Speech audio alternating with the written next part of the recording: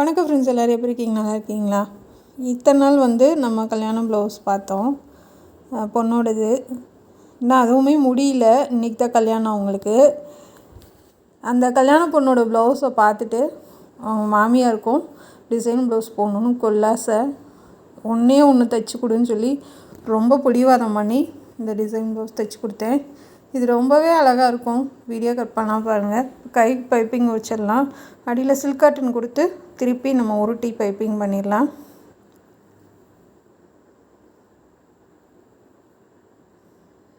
நல்லா அழகாக உருட்டி கொடுங்க.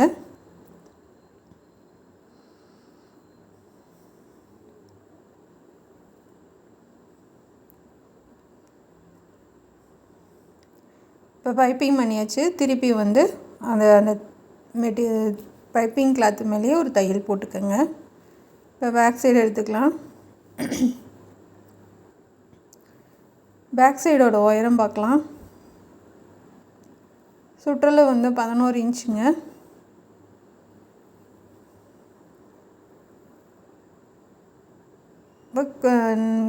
பேக் சைடு உயரத்தோட 1/4 இன்ச் மேலே ஏற்றி வைக்கிறேன். 3 இன்ச்சு அகலம், 10 இன்ச்சு உயரம். இந்த மாதிரி பானைக்கு போட்டுக்கோங்க. ஸ்ட்ரைட்டாக இருக்கணும். இது ரெண்டாக மடித்து 2 பக்கமும் ஒரே மாதிரி வர மாதிரி போட்டுக்கோங்க.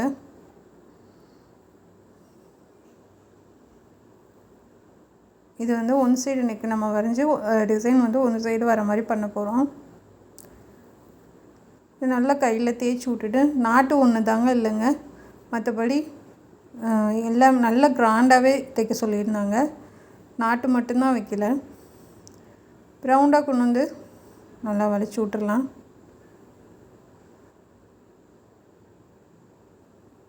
இதை கட் பண்ணி எடுத்துக்கலாம்.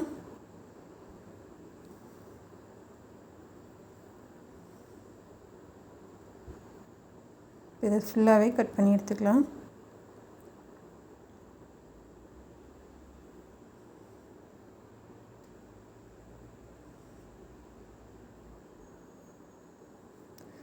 இது எப்படி இருக்கணும்னா, சோத்துக்கை பக்கம்தான் இந்த டிசைன் வரணும்.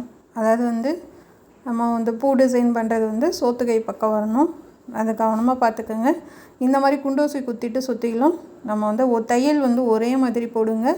ஏன்னா ஒரு இடத்துல அகலமாகவும் ஒரு இடத்துல சின்னதாகவும் போட்டிங்கன்னா அந்த நெக்கோட ஷேப்பே மாறி போயிடும். போடுற தையல் ஒரே அளவாக போட்டுக்கோங்க.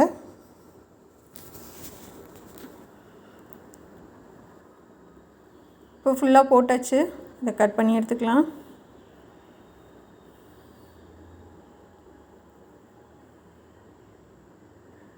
இப்போ ஃபுல்லாக கட் பண்ணிவிட்டு அங்கனா லைட்டாக கட் பண்ணி விட்ருங்க. இந்த கார்னர்கிட்ட மட்டும் நல்லாவே கட் பண்ணிக்கோங்க.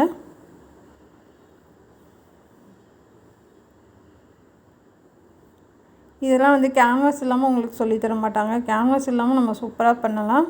பூ டிசைன் மட்டும் கேன்வாஸ் யூஸ் பண்ணியிருக்கேன்.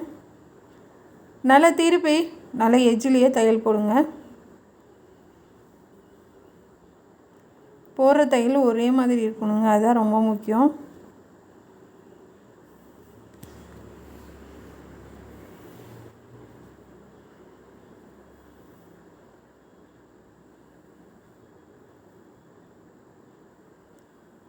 நல்லா எஜ்ஜிலே போட்டுட்டு கார்னர் வரைக்கும் நிப்பாட்டி திருப்பி ஷோல்டர் ஜாயின் பண்ணலாம். ஷோல்டர் நம்ம பேக் சைடு அடித்து திருப்பிட்டோம்.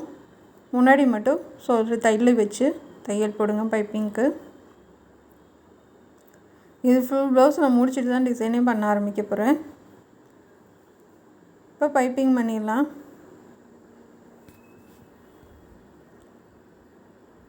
ஏன்னா ஃபுல்லாக நம்ம முடிச்சுட்டு பண்ணும்போது ஈஸியாக இருக்க மாதிரி தெரியுது.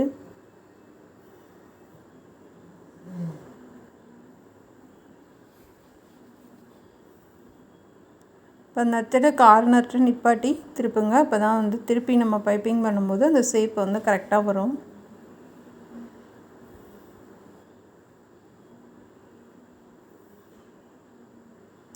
இப்போ அழகாக உருட்டி தைச்சிடலாம்.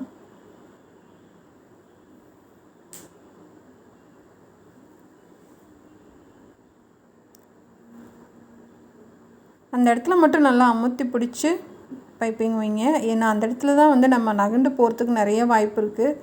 அதனால் நம்ம அழுத்தி பிடிச்சி அந்த பல்லியில் கொடுத்தா தான் மட்டும்தான் கடைசி வரைக்கும் ஒரே மாதிரி வரும். இன்னும் ஸ்டார்டிங்கில் கரெக்டாக இருந்துச்சுன்னா தான் நம்ம அடுத்து போக போக அதே அளவை மெயின்டைன் பண்ண முடியும். இப்போ வந்து நான் காப்பர் கலரில் டிஷ்யூ காட்டன் எடுத்திருக்கேன். இதை வந்து கிராஸாக தைச்சிட்டு அடித்து திருப்பிடலாம்.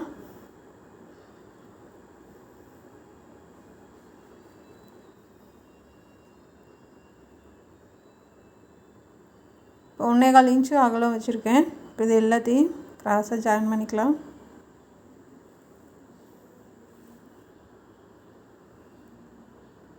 இப்போ வந்து 2ஆக மடித்து நல்லா டைட்டாக தைச்சி விட்டு அப்படியே திருப்பி 1 ஃபுட் அளவுக்கு ஃபுல்லாகவே தைச்சிருங்க. இது அழகாக திருப்பி எடுத்துடலாம்.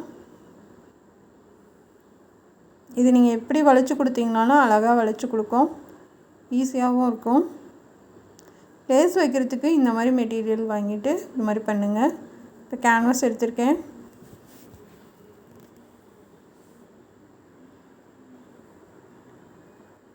ஒயரை வந்து 7 இன்ச்சு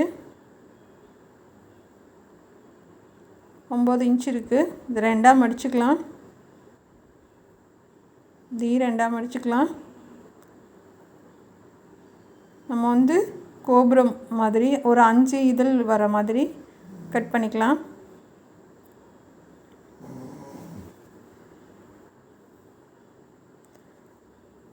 இதே மாதிரி ஒரு 5 கட் பண்ணிக்கோங்க.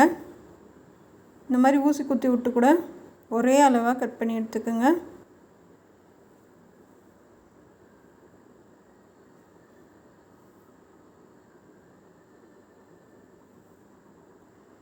இப்போ 4 கட் பண்ணிட்டோம். இன்னும் 1 மட்டும் கட் பண்ணிக்கலாம்.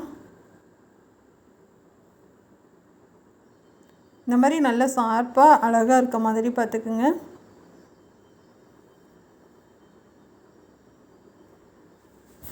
இந்த மாதிரி 5 வரணும். இப்போ நம்ம வந்து இந்த டிஷ்யூ காட்டெலாம் வச்சு அயன் பண்ணி எடுத்துகிட்டு வந்திருக்கேன். சுற்றிலும் அந்த எஜ்ஜிலே தையல் போட்டு எடுத்துக்கோங்க. இப்போ ப்ளவுஸோட கலருக்கு நம்ம பைப்பிங் பண்ணிடலாம்.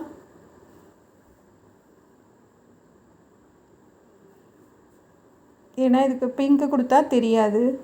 ஏன்னா இந்த காப்பரும் பிங்க்கும் ஒரே மாதிரி இருக்குது. அதனால் ப்ளவுஸோட கலருக்கு கொடுக்குறேன்.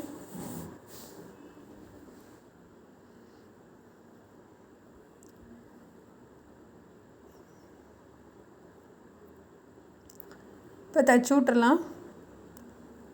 தைச்சி விட்டு நூலை பிரித்து விட்ருங்க. அதாவது வந்து மிஷினில் இருக்க நூலை நல்லா திருப்பிட்டு உருட்டி ஒரே மாதிரி கொடுங்க. இது வந்து உருட்டி கொடுக்க தேவையில்ல, ஒரே ஒரு மடிப்பு தான்.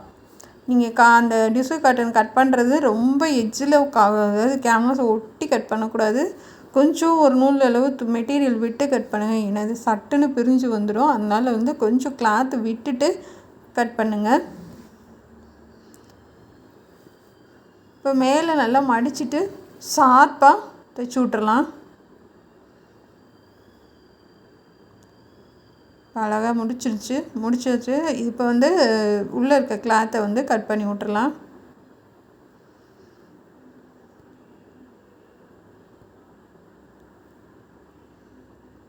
இப்போ 5க்குமே நான் வந்து பைப்பிங் பண்ணிட்டேன். பாருங்கள், அழகாக ஒரே மாதிரி பண்ணிடுச்சு. நான் கொக்கி எல்லாம் வச்சு எல்லா வேலையும் முடிஞ்சு இதை டிசைன் பண்ணி பாசி வச்சா அவங்க கையில் கொடுத்துடலாம். ஏன்னா வந்து நேற்றுக்கு தான் நைட்டுக்கு போடுறதுக்கு நேற்றுக்கு ஒரு 4 மணி போல் கொடுத்தேன்.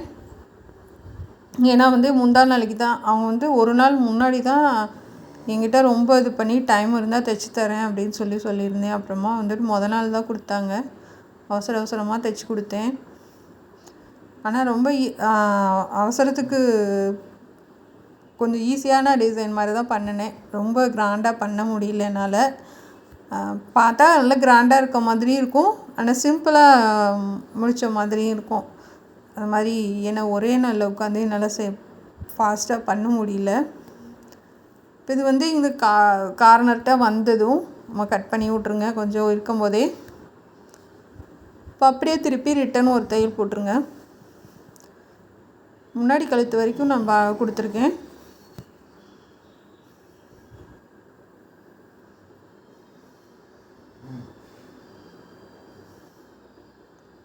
நல்லா எட்ஜிலே தையல் போடுங்க. இப்போ வந்து இந்த ஷோல்டர்லேருந்து இன்னொரு லைன் கொடுத்துக்கலாம்.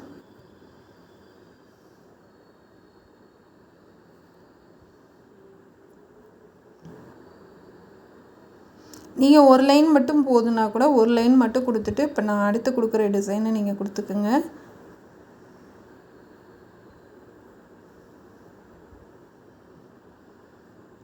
சப்போஸ் இதை அடித்து திருப்ப முடியலன்னா நீங்கள் பிகினர்ஸாக இருந்தீங்கன்னா லேஸ் கூட 2 லைன் வச்சுக்கலாம்.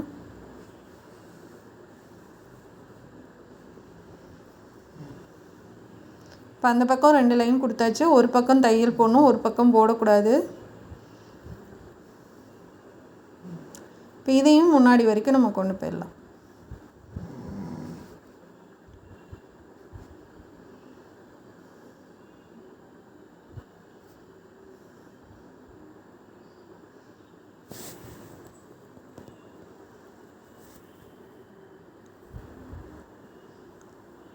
முன்னாடி வரைக்கும் தைச்சிடலாம். இப்போ அப்படியே திருப்பி நம்ம ஒரு தையல் போட்டுக்கலாம்.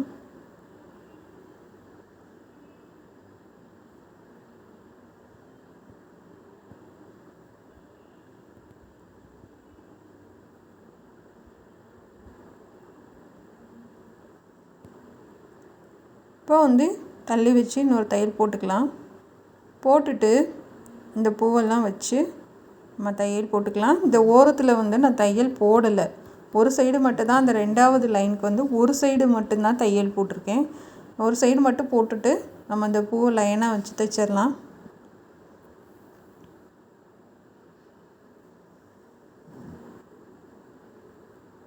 ஃபஸ்ட்டு இந்த ஓரத்தில் இருந்து வச்சு பாருங்கள், வச்சு தைங்க.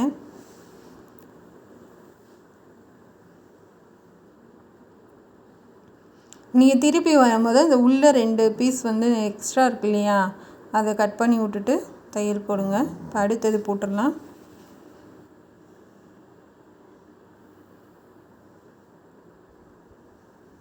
இப்போ 3வது போட்டுடலாம்.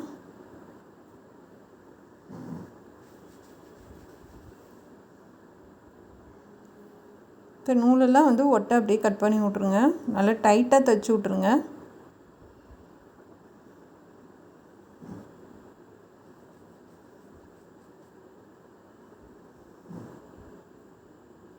நீங்கள் கேட்கலாம், என்னங்க பிங்க் கலரில் டிசைன் பண்ணாமல் இதில் கொடுத்துருக்கீங்க அப்படின்னு. ஏன்னா சாரீ ஃபுல்லாகவே வந்து உங்களுக்கு கோல்டன் ஒர்க்கு தான் கொடுத்துருக்காங்க. அந்த காப்பர் கலந்து கோல்டன் ஒர்க் தான் கொடுத்துருக்காங்க.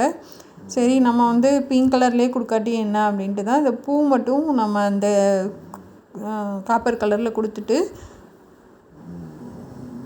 சைடில் கொடுக்குற டிசைன், ஏன்னா மெட்டீரியலும் அது கம்மியாக தான் இருந்துச்சு சில்க் காட்டனு, அதனால் சைடில் மட்டும் டிசைன் பண்ணி பைப்பிங் பண்ணியிருக்கேன். 5 பூ நம்ம தைச்சாச்சு. ஏன்னா வந்து சேம் கலர் தான் லெஹங்காவுக்கு வந்து பைப்பிங் கொடுத்துருந்தேன். அது போக மீதி கொஞ்சம் தான் இருந்தது, அதை வச்சு தான் நான் டிசைன் பண்ணியிருக்கேன். இவ்வளோ தான் மெட்டீரியலு. இதை வச்சு தான் நம்ம பண்ண முடிக்க போகிறோம்.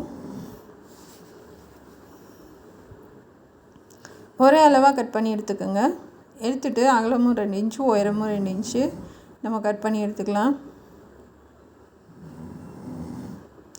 சாரீலேருந்து கட் பண்ணலான்னு பார்த்தேன், ஆனால் அவங்க சாரீ உள்ளம் ஓரடிச்சு ஃபால்ஸ்லாம் வச்சு எல்லாமே ஃபினிஷ் பண்ணிட்டாங்க. சரி, நம்ம கட் பண்ணி மறுபடியும் நம்ம அதுக்குள்ளே எக்ஸ்ட்ரா கிளாத்து கொடுத்து தைக்க டைம் ஆகுன்ட்டு இந்த லெஹங்காவுக்கு பைப்பிங் கொடுத்த மீதி கிளாத்தை வச்சு நான் சைடில் அந்த டிஷ்யூ காட்டன் வச்சு டிசைன் பண்ணிவிட்டு இதுக்கு சுற்றிலும் இந்த மாதிரி பூ டிசைன் பண்ணி கொடுத்துருந்தேன். ரொம்ப சூப்பராக இருந்தது.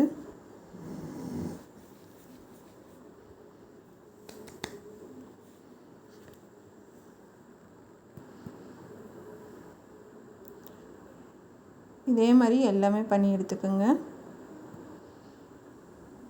சின்னதாக தான் பண்ணியிருக்கேன், ரொம்ப பெருசாக பண்ணலை. ஏன்னா ரொம்ப கிளாத்து வந்து கம்மியாக இருந்தனால குட்டி குட்டியாக பண்ணி வச்சுருக்கேன். அந்த எட்ஜிலே தான் தையல் போட்டிருக்கேன். நான் எக்ஸ்ட்ராலாம் கட் பண்ணலை, அப்படியே உள்ளே கொடுத்து தைக்க போகிறேன்.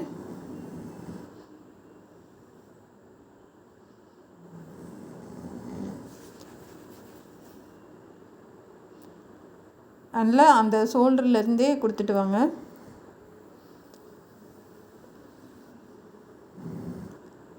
கையில் பெரிய ஊசி வச்சுக்கோங்க. லாஸ்ட் வரைக்கும் தள்ளி விட்டு தைச்சிட்டு வரலாம்.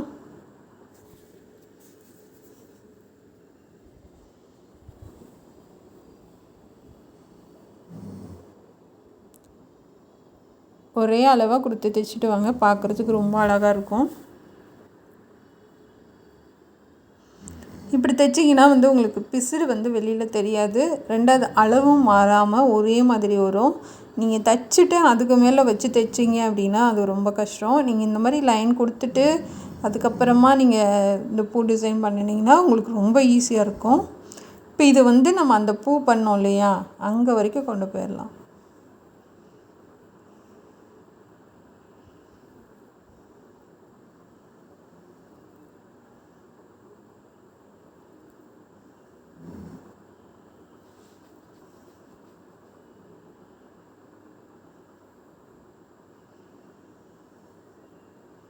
நல்லா ஒரே அளவாக இந்த பூ வரைக்கும் கொண்டு வந்துடலாம்.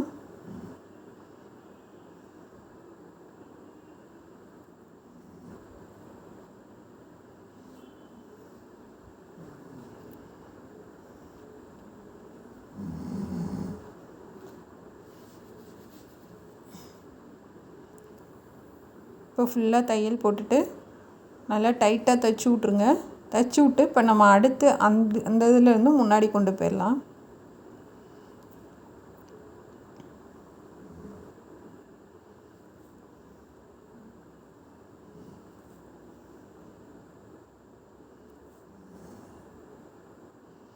நூலெல்லாம் அப்பக்கப்போ கட் பண்ணி பழகிக்குங்க. இப்போ இங்கேருந்து நம்ம அந்த பூ ஒட்டி நெருக்கமாக கொடுத்து தைச்சிட்டு வந்துடலாம்.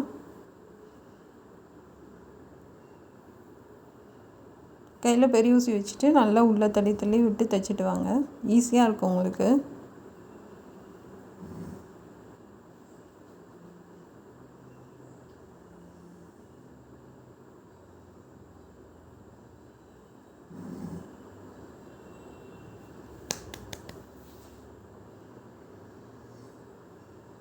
இது இப்போ கொடுக்குறது நீங்கள் முன்னாடி கழுத்து வரைக்கும் எடுத்துகிட்டு போயிருங்க. முன்னாடி வரைக்கும் நீங்கள் வச்சுருங்க.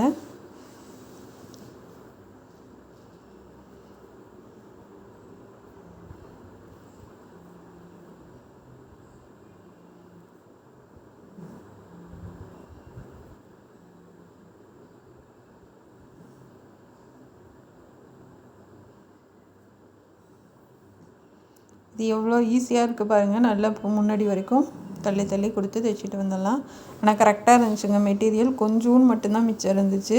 நானும் பார்த்து அட்ஜஸ்ட் பண்ணி தைச்சேன். சரி பத்தாதோ, இது பத்தலைன்னா சாரியில் கட் பண்ணிக்கலாமா அப்படின்ட்டு.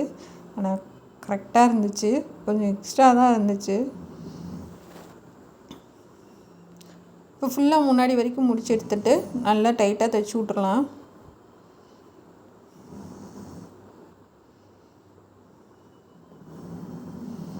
இப்போ நூலெல்லாம் கட் பண்ணி விட்டுறலாம். பாருங்கள், செமையாக இருக்குது. சில பேர் நம்ம சங்கடப்படுவோம். கல்யாண மாப்பிள்ளையோட அம்மாவாக இருந்தால் நம்மளாம் போடுறதுக்கு யோசிப்போம். ஆனால் நம்ம டிசைன் ப்ளவுஸ் போடுறதுக்கெலாம் வயசு அந்த மாதிரிலாம் இல்லைங்க. யார் வேணாலும் போடலாம். அந்த மாதிரி இப்போ ரொம்ப காலம் மாறிடுச்சு. நானே சில நேரம் சங்கடப்படுவேன், எப்படா போடுறது அப்படின்ட்டு. ஆனால் அப்படிலாம் கிடையாதுங்க. இப்போல்லாம் எல்லாருமே கல்யாண பொண்ணுக்கு ஈக்குவலாகவே அவங்களும் டிசைன் ப்ளவுஸ் போகணுன்னு ஆசைப்பட்றாங்க. நானே ஆச்சரியப்பட்டேன், சரி போடுவாங்களான்ட்டு. ஆனால் அவங்க என்ன டிசைன் பண்ணி கொடுத்தாலும் அவங்க போடுவாங்க அப்படின்னு சொன்னாங்க. ரொம்ப ஆசைப்பட்டு கேட்டு நல்லா அவசரமாக ஒரே நாளில் உட்காந்து தைச்சி ஃபினிஷ் பண்ணி கொடுத்தேங்க. இப்போ நடுவில் பட்டன் வச்சிடலாம். செம்மையாக இருக்குது.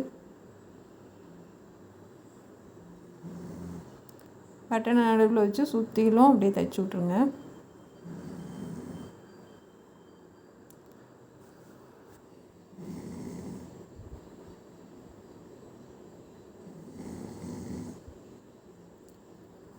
இப்போ ஃபுல்லாக எல்லாத்துக்கும் பாசி வச்சு நம்ம ஃபினிஷ் பண்ணி முடிச்சிட்டோம்.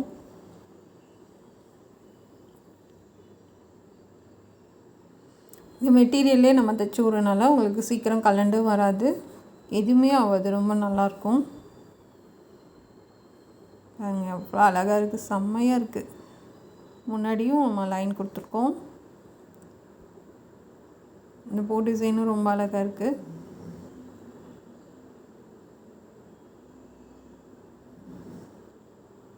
இது முன்பக்கம்.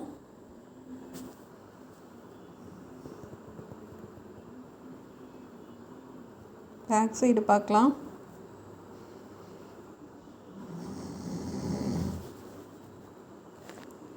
பின்கழுத்து எவ்வளோ அழகாக இருக்குது பாருங்கள்.